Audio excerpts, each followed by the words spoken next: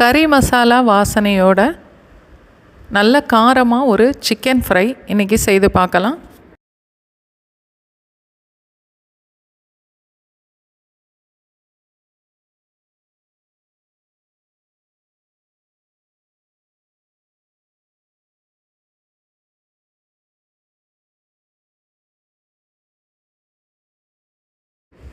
இந்த ஃப்ரை நல்லெண்ணெயில் செய்தால் ரொம்ப நல்லாயிருக்கும்.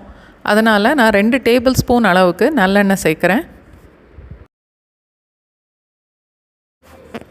தாளிக்கிறதுக்கு 2 துண்டு பட்டை, 2 துண்டு கல்பாசி,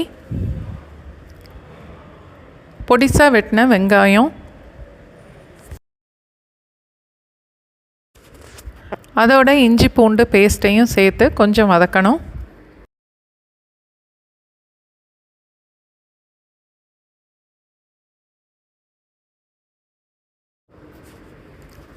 வெங்காயம் கொஞ்சம் கலர் மாறுற வரைக்கும் வதக்கினா போதும்.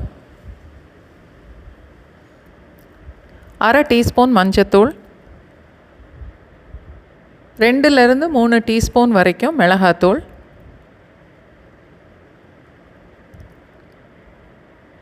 சிக்கனுக்கு தேவையான அளவுக்கு உப்பு,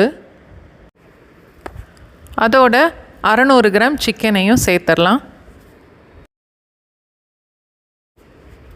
சிக்கனை மசாலாவோடு சேர்த்து நல்லா கலந்துட்டு மூடி போட்டு வேக விடணும்.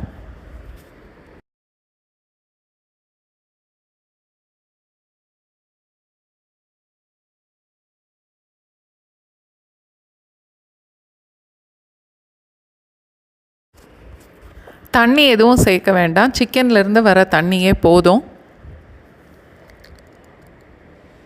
சிக்கன் பாதி அளவுக்கு வெந்ததுக்கப்புறம் 1.5லேருந்து 2 டீஸ்பூன் வரைக்கும் மல்லித்தூள், 1 டீஸ்பூன் அளவுக்கு கறி மசாலா பவுடர் ரெண்டும் சேர்க்கணும். நல்லா கலந்துட்டு மறுபடியும் மூடி போட்டு வச்சிடலாம்.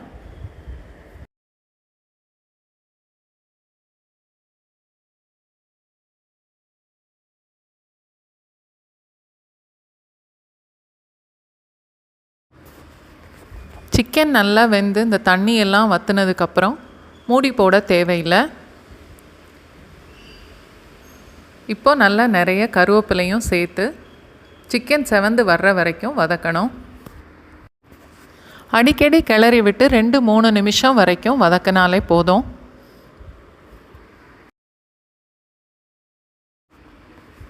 நல்ல கறி மசாலா வாசனையோட சிக்கன் கொஞ்சம் செவந்து வந்ததுக்கப்புறம் அடுப்பை ஆஃப் பண்ணிடலாம்.